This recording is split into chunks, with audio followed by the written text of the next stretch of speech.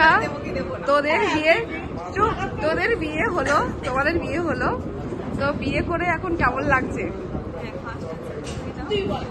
প্রথমে সরস্বতী বল। হাসি তো থামছে না একদম। হ্যাঁ, সরস্বতীর কেমন লাগছে বল? কেমন লাগছে বলতে হ্যাঁ, কাউকে সাজেস্ট করবো না যে এইভাবে বিয়ে করার জন্য। এত কিছু করে এত কিছু হেডেক নিয়ে বিয়ে করার কোনো দরকার নেই। আচ্ছা এমনি বিয়ে করো, ঠিক আছে। তারপরে লাইফ কিরকম হবে কেউ জানে না, তো এত বিয়ে করার কোনো দরকার নেই। আচ্ছা আচ্ছা, তুই যে বললি এইরকম বিয়ে করতে না, তো কেন তার রিজনটা বলছি তো, ওই যে এত হেডেক, ওই জন্য বললাম। শিলাদিত্যদার কি মত? এনজয় করতে পারলিস তার জন্য। হ্যাঁ, এই শিলাদিত্যদার মজা এসেছে।